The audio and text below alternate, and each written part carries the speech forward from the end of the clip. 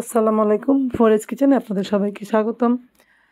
আবার একটি রেসিপি নিয়ে এলাম। পরপর কয়েকটি পিঠা বানিয়েছি, তাই ভাবলাম একটু ভিন্ন রেসিপি নিয়ে আসি। তো জলপাইয়ের সিজন চলছে, তাই জলপাই দিয়ে একটি আচার বানাচ্ছি, টক ঝাল মিষ্টি।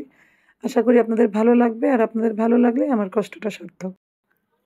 তো চলুন শুরু করি আমার রেসিপিটি। প্রথমে আমি 1 কেজি জলপাই নিয়ে নিয়েছি, ধুয়ে চুলায় বসিয়ে দিয়েছি সিদ্ধ করার জন্য।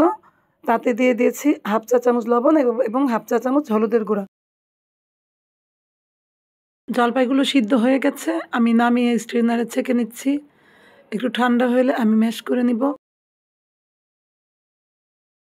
জলপাইয়ের চাইতে যদি জলপাইয়ের বিচির পরিমাণ একটু বেশি মনে হয়, তাহলে সেক্ষেত্রে বিচিগুলো ফেলে দিতে হবে, কিছুটা পরিমাণ বিচি রেখে দিলেই হবে।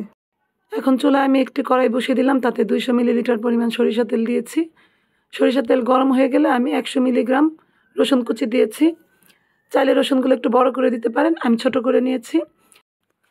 রসুন কুচিগুলো 2-3 মিনিট ভেজে নেওয়ার পরে আমি জলপাইগুলো দিয়ে দিব, এবং জলপাইগুলো আমি 7 থেকে 8 মিনিট নাড়াচাড়া করব। তো ভাজা হয়ে গেলে আমি সাথে গুড় দিয়ে দিব।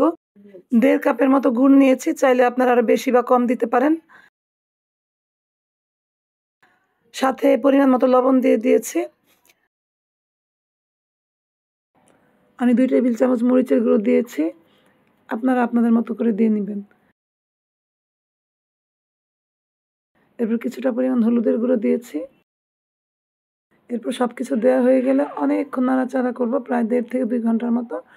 আমার 2 ঘন্টার মতো লেগেছে, যতক্ষণ পর্যন্ত না আঠালো ভাব আসে। মাঝখানে আমি কিছু শুকনো মরিচের ফালি দিয়ে দিব, বিচিগুলো বের করে রাখবে, এটা অপশনাল, চাইলে দিতে পারেন, না চাইলে স্কিপ করতে পারেন।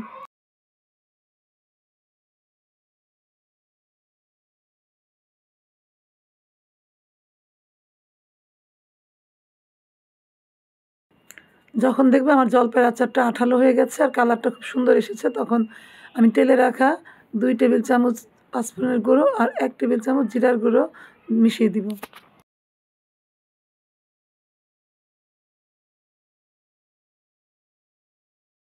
আমি সবসময় চেষ্টা করি আমার ভিডিওগুলো যেন খুব অল্প সময়ের হয়, যাতে আপনাদের অনেক ব্যস্ত সময়ের মাঝে আমার ভিডিওটা একটু দেখতে পারেন, এবং চেষ্টা করি যেন অল্প সময়ের মধ্যেই সম্পূর্ণ ভিডিওটি এক্সপ্লেন করতে পারি। তো আমার আচার যেহেতু বানানো হয়ে গেছে, আমি আপনাদের সুবিধার্থে একটি বাটিতে ঢেলে দেখাচ্ছি। তো যখন হয়ে যাবে, আমি এটা একটা বোতলে ভরে নিব। যদি আপনারা আচারটি অনেকদিন রেখে খেতে চান, তাহলে অবশ্যই 2 থেকে 3 দিন বা এর বেশি রোদে দিতে হবে। রোদে দিলে আচারটা অনেকদিন রাখা যাবে। আর যদি সেরকম কোনো সুবিধা না থাকে, রোদে না দিতে পারি, তাহলে আমরা ফ্রিজে রেখে দিতে পারি বয়ামে ভরে। আমার এই ভিডিওটি যদি আপনাদের ভালো লাগে, অবশ্যই লাইক এবং শেয়ার করবেন। যদি কোনো কোয়েশ্চেন থাকে তাহলে কমেন্ট করবেন। অনেক ধন্যবাদ।